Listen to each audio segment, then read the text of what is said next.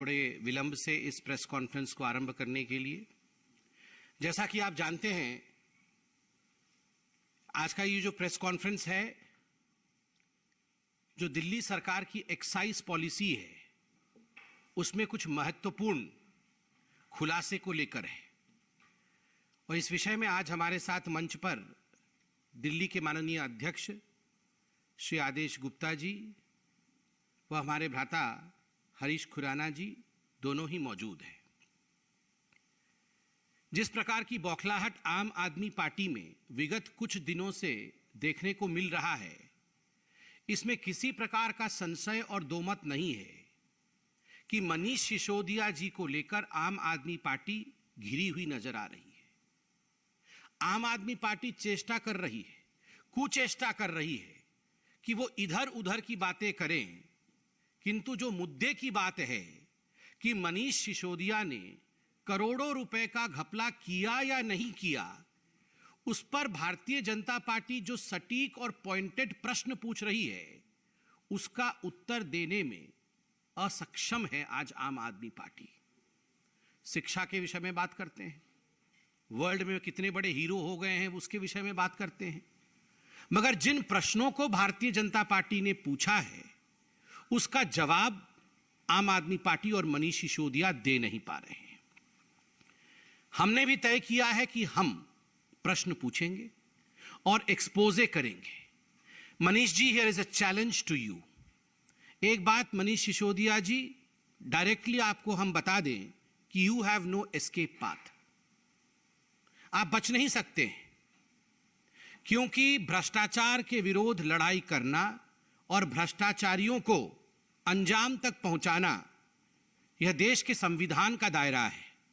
और आपने भ्रष्टाचार किया है, इसका सबूत मौजूद है, जांच हो रही है, और किसी प्रकार से भी आपके पास कोई एस्केप रूट नहीं है। इसलिए आप इधर उधर की बात ना करिए, जो प्रश्न हम पूछेंगे उसका जवाब दीजिए। मनीष जी, क्या यह हकीकत नहीं है कि जब दिल्ली एक्साइज पॉलिसी आप लेकर आए थे, उससे पहले एक कमेटी गठित की गई थी। कमेटी ने एक रिपोर्ट सबमिट किया था और यह कमेटी में 3 सदस्य थे। The composition of the committee being Shri Ravi Dhawan, जो उस समय तत्कालीन कमिश्नर एक्साइज के थे GNCTD के, और श्री संजीव कुमार डेप्यूटी कमिश्नर, और Shri Anand Tiwari additional commissioner trade and taxes GNCTD। और ये रिपोर्ट सबमिट किया था कमेटी ने। ये रिपोर्ट आज हम लेके आए हैं आपके सामने। जैसे मैंने कहा, हम कोई इधर उधर की बातें नहीं करेंगे। रिपोर्ट में प्रपोजिशन क्या था, इस रिपोर्ट में बहुत अध्ययन करने के बाद ये जो कमेटी एक्सपर्ट्स की बनी थी, इस कमेटी ने क्या प्रस्ताव रखे थे और क्या मनीष सिसोदिया जी आपने उन प्रस्तावों को माने थे या उन प्रस्तावों को आपने दरकिनार किया था, आज सवाल जवाब उसी पे होगा। ये जो कमेटी थी, इस कमेटी ने मोटा मोटी मार्च 2021 के आसपास, मतलब 1 वर्ष पहले रिपोर्ट सबमिट किया। और इस रिपोर्ट में जो साधारण बात थी, जो मोटा मोटी बात थी, वो यह थी कि केजरीवाल सरकार, आपसे हम गुहार करते हैं, ये जो एक्साइज पॉलिसी आप लेकर आ रहे हैं, बेहतर होगा कि जो होलसेल का काम है, ये होलसेल का काम सरकार अपने पास रखे, इसे प्राइवेटाइज नहीं करे, क्योंकि उससे आप सबसे ज्यादा एक्साइज कमाएंगे और सबसे ज्यादा प्रॉफिट जो है वो राज्य सरकार को होगी। तो होलसेल किसी को मत दीजिएगा, किसी प्राइवेट एंटिटी को मत दीजिएगा। और दूसरा जो बड़ा रिकमेंडेशन, जो प्रस्ताव इस कमेटी ने दिया था, वो यह था कि जो रिटेल का काम है वो किसी बड़ी कंपनी को मत दीजिएगा, ये इंडिविजुअल्स को दीजिएगा और लॉटरी सिस्टम के माध्यम से दीजिएगा। लॉटरी निकालिएगा। एक, अगर आपको किसी जगह 50 लोगों का लॉट करना है तो आप रिक्वेस्ट करिएगा, इनवाइट भेजिएगा, इनविटेशंस आएंगे। 100 लोगों का इनविटेशन आता है, 100 लोगों का प्रस्ताव आता है, लॉटरी निकालिए, उसमें से 50 लोगों को आप दे दीजिए, इंडिविजुअल्स को देना है। तो 2 मुख्य रिकमेंडेशन, होलसेल का काम मनीष जी आप सरकार के पास रखिएगा, प्राइवेट को मत दीजिएगा। और दूसरा, जो रिटेल का काम है वो इंडिविजुअल्स को दीजिएगा, बड़ी कंपनी को नहीं दीजिएगा। मैं उसको अब तकनीकी भाषा में जो लिखा है वो भी पढ़ के सुना देता हूं। 1.1.1 तकनीकी भाषा में कमिटी ने कहा, IMFL trade should be revamped by bringing the entire wholesale operation under the government entity. The model to be followed should be similar to the one as followed in the state of Karnataka, where KSBCL, Karnataka State Beverages Corporation Limited, is fully government-owned wholesale corporation. The committee also strongly recommends that the corporation must function in an extremely asset-light manner, etc., etc. मैं पूरा नहीं पढ़ रहा हूं, मगर जो मुख्य विषय है कि ये होलसेल का काम दूसरे राज्यों में भी, कर्नाटक का उन्होंने उदाहरण दिया कि यह सरकार ने अपने पास रखा है, इसलिए इसको प्राइवेटाइज मत करिएगा, उससे आपको ज्यादा बेनिफिट होगा। It should be under the government entity. Manish ji, प्रश्न नंबर 1, क्या आपने इस रिकमेंडेशन को, जो कमिटी ने रिकमेंडेशन दिया था, उस रिकमेंडेशन को आपने माना? क्या होलसेल का काम आपने सरकार के पास रखा? नहीं रखा। आपने इसे प्राइवेट प्लेयर्स को दिया और उसके कारण बाद में जो हुआ वो हम सब जानते हैं। और बंधुगण, ये जो प्राइवेट प्लेयर्स को दिया, मनीष सिसोदिया और अरविंद केजरीवाल ने ये होलसेल का काम, यह भी बिना टेंडर किए दिया। कोई टेंडर प्रोसेस फॉलो नहीं किया, बस यारों को दे दिया। रेवड़ी बट रही थी, तुम मेरे यार हो, ये ले जाओ, और बिना पब्लिक नोटिस के दिया। कोई नोटिस भी नहीं इशू किया कि हम इस प्रकार से एक प्रस्ताव चाहते हैं, जो जो इसके लिए एलिजिबल है आप प्रस्ताव लाइए, हम उस प्रस्ताव में से सबसे ठीक प्रस्ताव को टेंडर देंगे या होलसेल का यूनिट देंगे। ये सब कुछ नहीं किया।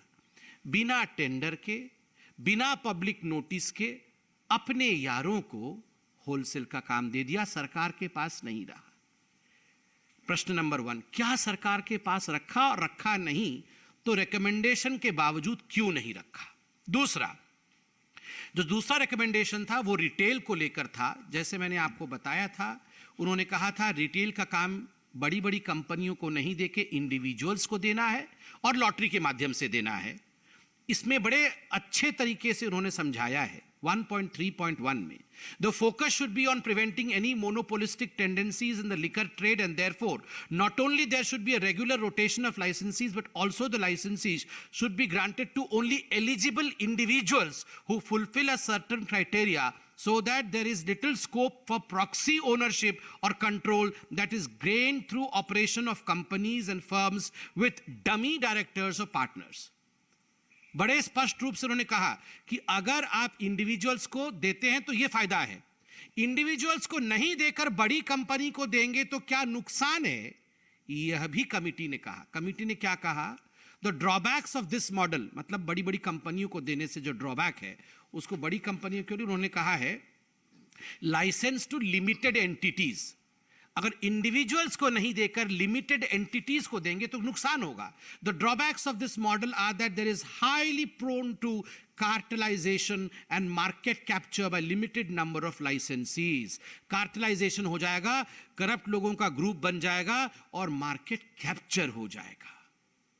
इतना रिकमेंडेशन, क्लियर कट रिकमेंडेशन, इसमें किसी प्रकार की कोई एम्बिग्विटी नहीं है मनीष सिसोदिया जी। उसके बावजूद आपने इन रिकमेंडेशंस को दरकिनार किया और आपने शराब माफिया को, जिन्होंने कार्टेल बनाया, उन कार्टेल कंपनियों को आपने दिया, उन बड़ी कंपनियों को आपने दिया जो और manufacturers are not allowed into retail. जो मैन्युफैक्चरर्स हैं वो रिटेल में नहीं आ सकते हैं। आपने कमीशन लेके मैन्युफैक्चरर्स जो थे उनको रिटेल में लेके आके, इंडिविजुअल तो दूर, मैन्युफैक्चरर्स को भी इन्वॉल्व कर दिया। और तो और जो ब्लैकलिस्टेड कंपनियां थी उनको भी आप लेके आके इन्वॉल्व करते हैं। क्यों? क्योंकि मोटा माल मिला। पंजाब के चुनाव के समय मोटे माल की आवश्यकता थी। जिसने मोटा माल दिया, इस रिपोर्ट को दरकिनार करके मोटा माल जेब में और वेंड्स, अर्थात जो दुकानें होती हैं, जो शराब की दुकानें होती हैं वो कार्टेल के पास। आप सोचिए, ओपन एंड शट केस है जी, कोई लंबा चौड़ा केस नहीं है। आज एक छोटा सा बच्चा भी समझ जाएगा कि अरविंद केजरीवाल जी और उनकी कंपनी ने किस प्रकार का घोटाला किया है। इसमें बहुत कुछ समझाने की आवश्यकता नहीं। आपने ये कमेटी क्यों बनाई थी? ये कमेटी बनी थी रिकमेंडेशन देने के लिए कि सबसे बढ़िया एक्साइज पॉलिसी क्या होगा जिससे कि दिल्ली सरकार का आय बढ़ेगा। आप तो बोल रहे थे हमने तो कमाल कर दिया जी, हम तो ऐसे एक्साइज पॉलिसी लेके आए हैं, हमारी तो 9 गुनी जो है इनकम बढ़ जाएगी। वर्ल्ड का बेस्ट है, सब कुछ तो इनका वर्ल्ड का बेस्ट ही होता है, इनका वर्ल्ड का दूसरा नंबर कुछ होता ही नहीं है, ये वर्ल्ड का सबसे बेस्ट ही होता है सब कुछ। अरविंद केजरीवाल जी जो भी करते हैं वो वर्ल्ड का बेस्ट होता है, दुनिया का नंबर 1। ये दुनिया की नंबर 1 एक्साइज पॉलिसी आप रिकमेंडेशन फॉलो नहीं कर रहे थे, ऐसा क्यों किया आपने? सबसे महत्वपूर्ण विषय इसमें आगे मैं आने वाला हूं। आप देखिए, ये जो रिटेल का काम दिया गया, इस रिटेल के काम में पूरे दिल्ली को जोन्स में बांटे गए। लगभग 32 जोन में दिल्ली को बांटा गया कि 32 जोन में एक एक करके कंपनी को उन्होंने लगा दिया कि तुम्हारा ये जोन हो गया, तुम जाके वहां पर दुकानें खोलो। एक जोन में लगभग 27 से 30 वेंड्स, जिसको अंग्रेजी में वेंड्स कहते हैं, या दुकान, ये शराब के ठेके, ये ठेके एक एक कंपनी को एक एक जोन में 27 से 30, और एक एक कंपनी को 2 जोन दिए गए। जितना जितना मोटा माल मिला उसी हिसाब से दिया गया। तो एक एक बड़ी बड़ी कंपनियों को, ब्लैक लिस्टेड कंपनियों को ये 2-2 जोन दे दिए गए, अर्थात एक एक कंपनी को लगभग 55 दुकानें, 54-55 दुकानें एक एक कंपनी को मिल गई। अब आप सुनिए क्या होता है। ये जब हमने प्रेस कॉन्फ्रेंस किया, जब एलजी ने रेड फ्लैग किया, कन्फॉर्मिंग नॉन कन्फॉर्मिंग जोन, ये सब बातें सामने आ गई, कैबिनेट का रेट्रोस्पेक्टिव डिसीजन लेके वापस किया, मीडिया ने सच दिखाया, तो इन्होंने एक्साइज पॉलिसी वापस ले लिया। मगर वापस लेने से पहले की कहानी आप सुनिए। मैं कागज भी लेके आया हूं, हमारे पास कागज है, हम वो आम आदमी पार्टी की तरह बिना नाम लिए कुछ नहीं करते हैं, सब कुछ कागज के साथ करते हैं। 31 मई विगत महीने 31 मार्च पहले, विगत वर्ष 31 मार्च को 4 जोन के जितने रिटेलर्स थे उन्होंने अपने वेंड्स अर्थात ठेके सरेंडर कर दिए। एक्साइज पॉलिसी आपके वापस होने से पहले कंपनीज ने सरेंडर कर दिया कि भैया हमसे नहीं चल पाएगा, ये आपके पॉलिसी में फॉल्ट है, हमको तो नुकसान होने लगा है, हम सरेंडर कर रहे हैं। तो 31 मार्च को 4 ने सरेंडर किए। जोन 24 में ट्राइडेंट ने किया, जोन 25 में पाथवे ने किया, जोन 26 में श्री अवंतिका ने किया, जोन 8 में अध्वर्व ने किया, और ठीक उसी प्रकार मई 31 को भी 5 जोन के जो रिटेलर्स थे उन्होंने, जो इन्हीं की कंपनी थी, उन्होंने सरेंडर कर दिया। जोन 1 में भगवती ने, जोन 3 में खाओगली, हाँ, जोन 23 में मगुंता, जोन 20 में ग्लो, जोन 29 में यूनिवर्सल, जुलाई 15 में जोन 30 में पॉपुलर स्पिरिट सरेंडर। ठीक उसी प्रकार जुलाई 31 में 1 2 3 4 5 6 7 8 9 पॉलिसी विड्रॉ हो उससे पहले 9 रिटेलर्स ने सरेंडर कर दिया है। कुल मिलाकर 19-20 रिटेलर्स जिनको इन्होंने ठेके दिए थे, हमसे ना हो पाएगा, पैसा तो हमसे आपने ले लिया, अब हमारा क्या होगा, ये कह के ये 19 कंपनियों ने सरेंडर कर दिए, हाथ खड़े कर दिए। तब जाके इन्होंने दिल्ली एक्साइज पॉलिसी वापस लिया। मतलब इनकी तो एक्साइज पॉलिसी पहले से बैठ गई थी। इनकी खुद की कंपनियां जिन्होंने इनको पैसे दिए थे, कमीशन दिए थे, वो तो खुद सरेंडर करके बैठे हुए। आप बताइए, 19 जोन के लोग सरेंडर कर रहे थे और मार्च के महीने से सरेंडर कर रहे थे। किस हिसाब से मनीष सिसोदिया और इनके तमाम लोग जो प्रेस कॉन्फ्रेंस कर रहे थे और कह रहे थे करोड़ों करोड़ों रुपए का नंबर 1 दुनिया का प्रॉफिट हमें हो रहा है, कैसे हो रहा था? आपके तो खुद के लोग यहां सरेंडर कर रहे हैं, एक्साइज पॉलिसी वापस लेने से पहले सरेंडर कर रहे हैं। मनीष जी, इसमें जो प्रश्न उठते हैं वो निम्नलिखित है। पहला प्रश्न है कि क्या यह हकीकत नहीं है कि एक कमेटी बनाई गई थी? पहला प्रश्न है, ये आवाज हुई, मनीष जी सुन रहे हैं।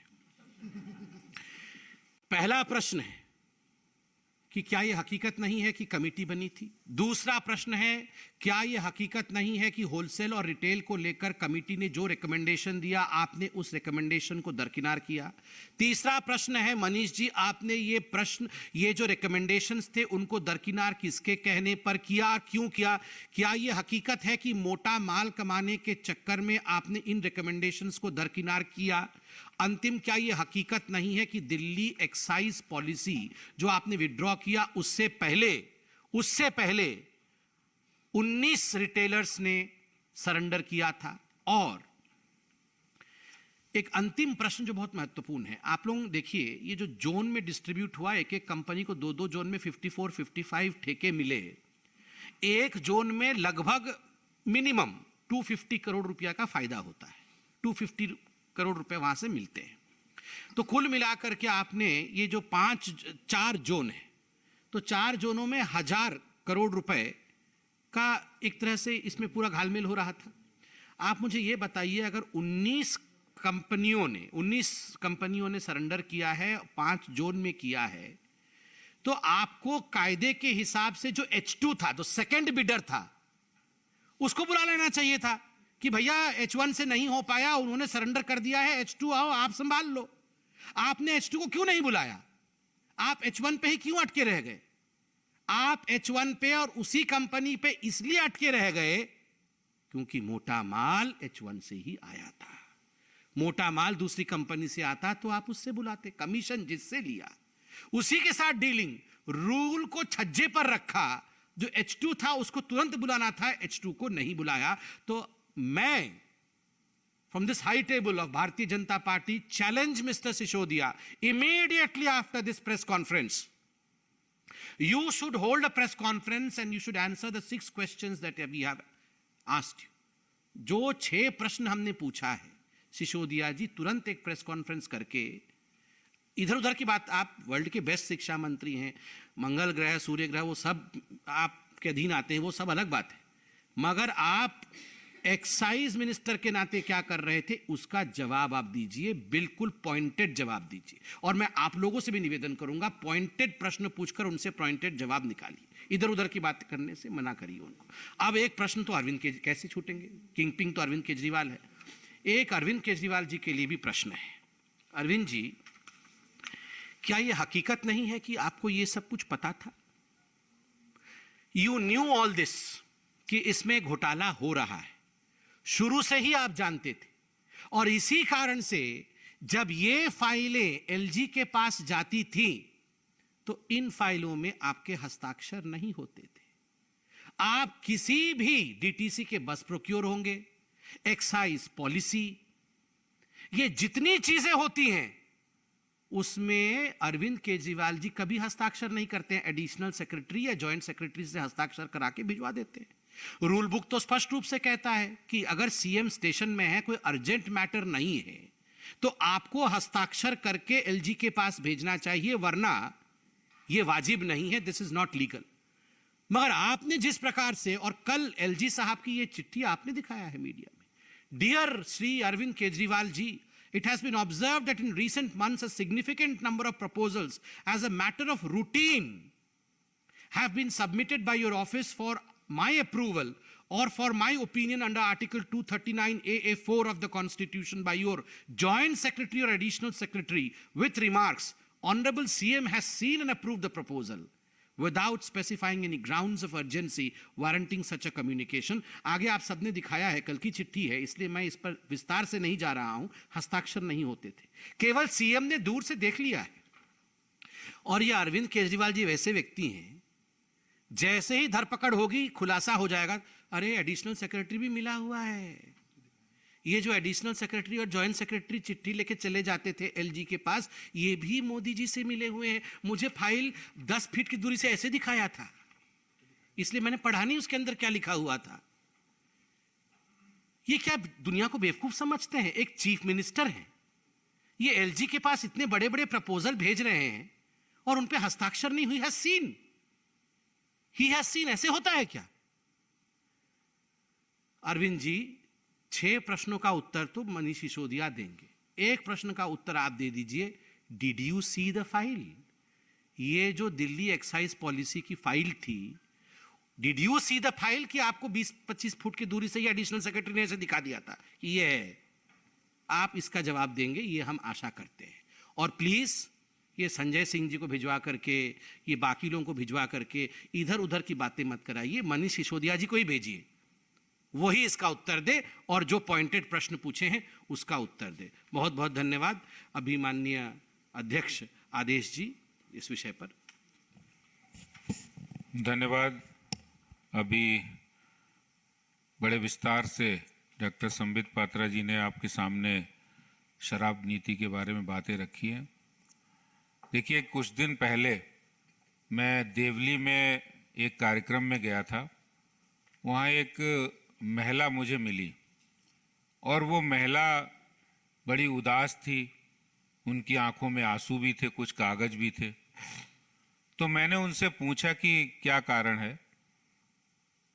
बोली कि मेरा बेटा बीमार है, मैं उसका इलाज कराना चाहती हूँ। मेरे पति की कुछ दिन पहले मृत्यु हो गई है, 2 बेटियां हैं, उनकी शादी करनी है और बेटा अकेला कमाने वाला है।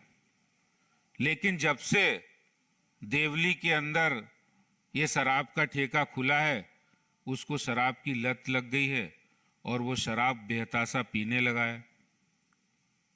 और शराब पीते पीते इतना पीने लगा कि अस्पताल पहुंच गया है और मैं उसका इलाज कराऊं, मेरे घर में पैसे नहीं खाने को, कमाने वाला एक ही है, 2 बेटियां, उनकी शादी करनी है। तो हमने कुछ कार्यकर्ताओं को बोला कि भाई आप घर में मदद कीजिए इनकी। और उसके बाद हमने उनकी लड़के की फैक्ट्री मालिक से बात की। मैंने कहा आप उनका नंबर दीजिए और उनसे मैंने जब बात की, मैंने कहा आप ये बताइए मैनेजर साहब कि ये बच्चा जब नहीं आता है तो आपको इंटीमेट करना चाहिए। बोले सर क्या बताऊं कि जब से 1 बोतल पे 1 बोतल फ्री मिलने लगी, हमारे फैक्ट्री में काम करने वाले अधिकांश लोग, वो फैक्ट्री में मजदूर जो काम करते हैं, वो शराब की दुकानों पे लाइनों पे खड़े थे। तो बहुत सारे लोगों से जब ये पता लगा कि फैक्ट्रियों में भी ये होने लगा, मुझे बहुत दुख भी हुआ और गुस्सा भी आया। उस महिला की आंखों में आंसू देखकर तकलीफ भी हुई कि केजरीवाल जी ऐसी शराब नीति ले आए जो लोगों के घरों को उजाड़ दिया। और मैं आपको प्रत्यक्ष बता रहा हूं, प्रीति और नीति नाम की 2 महिलाएं देवली के अंदर, जिन्होंने जब विरोध का झंडा उठाया देवली के उस ठेके के खिलाफ, तो उनको गुंडों से पिटवाया गया। केजरीवाल जी जो महिला सुरक्षा की बात करते हैं, महिलाओं के सम्मान की बात करते हैं, और उन महिलाओं को, उन मासूम महिलाओं को जिन्होंने शराब के ठेके के खिलाफ कि देवली के अंदर शराब का ठेका नहीं खोला जाना चाहिए। आप उस वीडियो को भी देख सकते हैं जिसमें बाउंसर बुलाए गए। किस लिए बुलाए गए? कि ये शराब का ठेका देवली के अंदर चलना चाहिए, बंद नहीं होगा। और उसकी बंद नहीं होगा। जब महिलाएं आई तो उनको गुंडों से पिटवाने का काम किया है। तो इस तरह का ये शराब नीति के जो दुष्परिणाम है और वास्तविकता है। मुख्यमंत्री जी कह रहे हमारे वर्ल्ड के सबसे अच्छे शिक्षा मंत्री हैं, और वो कभी नहीं बता रहे कि शराब मंत्री भी यही है। दुनिया के अंदर पहला उदाहरण होगा कि शिक्षा मंत्री भी वही है, शराब मंत्री भी वही है। स्कूल के पास ठेके खोल दिए। तो वास्तव में आज जो पाप केजरीवाल सरकार ने किया है, जहां एक और उन्होंने भ्रष्टाचार किया है, भ्रष्टाचार की इंतहा की है, हजारों करोड़ रुपए भ्रष्टाचार किए, जिसका बड़ी अच्छे तरीके से डॉक्टर संबित जी ने बताया आपको। लेकिन सवाल है कि एक भी सवाल का उत्तर नहीं उनके पास है, और उत्तर उसके पास नहीं होता है जिसने गलत काम किया हो। जो देने के लिए आगे नहीं आ सकता वही जिसके पास कोई उत्तर ना हो।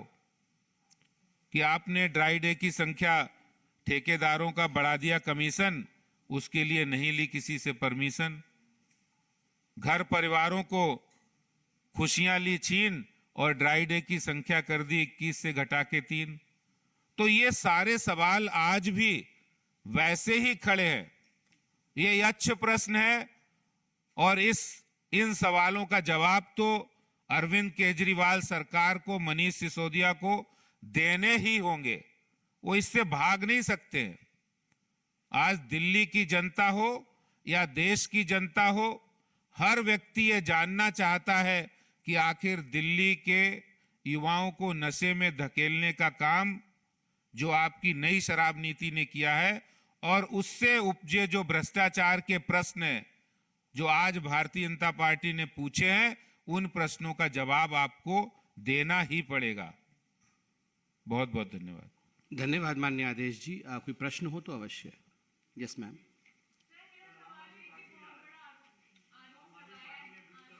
मैडम को हो जाए फिर आपका।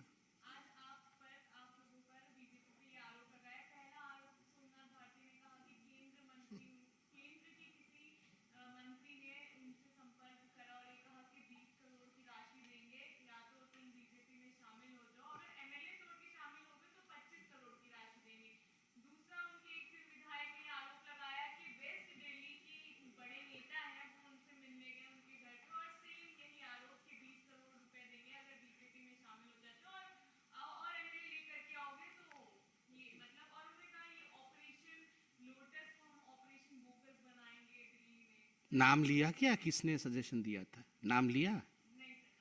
अच्छा, ये आम आदमी पार्टी ने बिना नाम लेके प्रेस कॉन्फ्रेंस किया? मतलब किसी ने बताया सिर्फ ऐसे? अच्छा, देखिए, मुझे तो, हम तो आजकल उनका प्रेस कॉन्फ्रेंस देखते नहीं हैं, क्योंकि मैंने जैसा आपको कहा, कहीं ना कहीं इधर उधर की बातें और जिस प्रकार से एक भड़के हुए तरीके से ये आम आदमी पार्टी वाले आजकल प्रेस कॉन्फ्रेंस कर रहे हैं, मन में तो कहीं ना कहीं तिनका छुपा हुआ है। मन में एक गिल्ट कॉन्शियसनेस है। देखिए, आम आदमी पार्टी वाले वो हैं जो लोग, आप याद करिए अरविंद केजरीवाल जी जब जिन्होंने राजनीति आरंभ की थी तो एक कार में आते थे, नीले रंग की कार में, और कुछ था नहीं उनके पास, घर भी नहीं था, लेंगे भी नहीं बोल रहे थे। और बाकी सारे विधायक और मंत्री वो सब कोई ऑटो में लटक के आ रहा है, कोई किसी के स्कूटर के पीछे बैठ के आ रहा, बोलते कुछ है ही नहीं इनके पास। ये सब बेचारे इतने गरीब थे और कितने साधारण थे, नहीं याद है ना आपको? ऑटो में लटक के भी आ रहे थे, मुझे याद है। 2 लोग ऑटो में बैठे भी नहीं थे, बोल रहे बैठने के लिए सीट नहीं, हम इतने आम हैं, हम लटक के ही आएंगे। कहाँ गए ये सब? अब इनको सब 25-25 करोड़ का ऑफर दे। अरे कोई बीजेपी वाला ऑफर नहीं दे रहा है, ये शराब माफियों से 25-25 करोड़ खा करके इनको आदत पड़ गई है। ये सब इनके जो ये शराब माफिया वाले जो मित्र हैं, इनसे सबको 20-20 करोड़ मिला होगा जरूर। और फोन भी शराब माफिया का आ रहा होगा कि तुम्हारे एरिया में मेरा 20 ठेके थे, अब 20 करोड़ ले लो, कैसे भी करके चालू करो। उसी को ये हमारे नाम पे चस्पा करने की कोशिश कर रहे। इनको बोलिए ना, नाम दिखाएंगे। और कोई प्रश्न? Yes.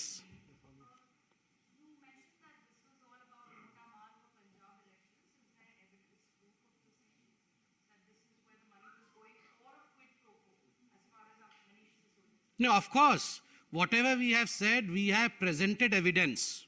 We have presented hardcore evidence of the fact that, number one, there were recommendations.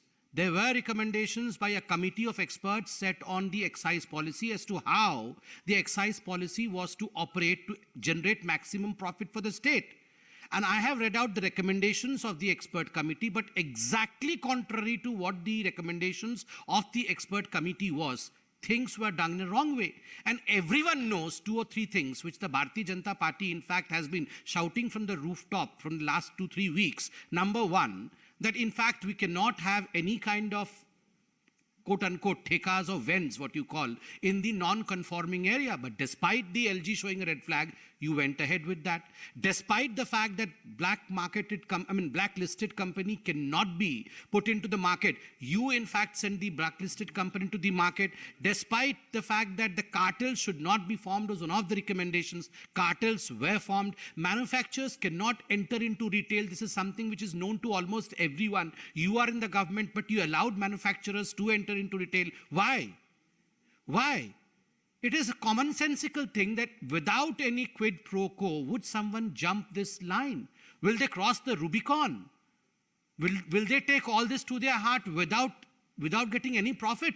Now the onus lies with the Aam Aadmi Party. Onus lies squarely upon the soldiers of Mr. Manish Sisodia to prove that he has not been involved in any quid pro quo. Otherwise, why did he jump the Rubicon?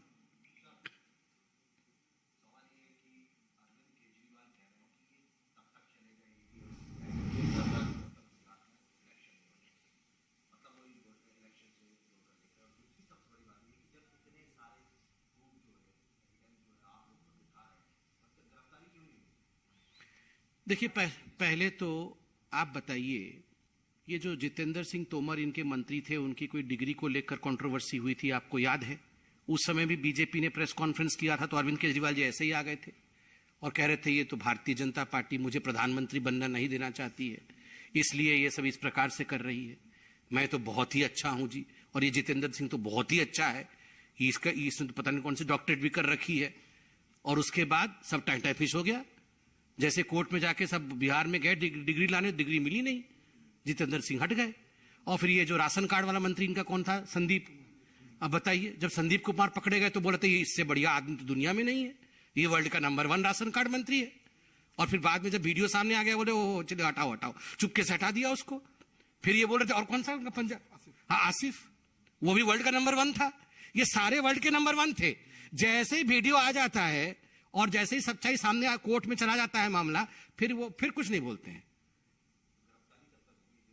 नहीं देखिए, जो गिरफ्तार करना, agency का काम करना, ये BJP का नहीं है, ये अरविंद केजरीवाल वही है जो याद है ना आपको, एक काला रंग का सूटकेस, उस सूटकेस के अंदर कहते थे शीला दीक्षित की सारी कारगुजारियां इसी के अंदर है, मैं आऊंगा इसको निकालूंगा।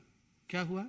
ये अरविंद केजरीवाल वही है जिसने 13 लोगों की लिस्ट जारी की थी। नंबर 1 पे लालू प्रसाद यादव, देश का सबसे बड़ा, मुझे बोलते हुए कष्ट हो रहा है मगर ये इन्होंने कहा था ये सब चोर है जी, देश का सबसे बड़ा चोर तो लालू प्रसाद यादव है, शरद पवार है, ये सब पी चिदम्बरम सबसे बड़ा चोर है। सबसे पहले जाके लालू प्रसाद यादव से गले में कैसे पपिया झपिया कर रहे थे हैं? उस समय जाके पपिया झपिया, ये हम लोग को मत सिखाएं और जाके कोर्ट में लड़े। ये आर्टिकल निकलवाते रहते हैं इंटरनेशनल न्यूज़पेपर में, देखिए ये लोग सारे एक्सपोज हो चुके हैं, अब सब लोग जानते हैं ये क्या है। अच्छा, मेरा खत्म भी नहीं हुआ, उन्होंने कर दिया है।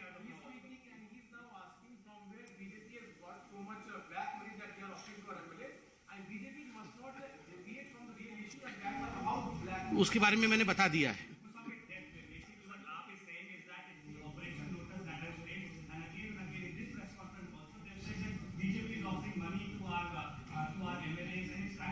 There is only one operation, operation liquor gate.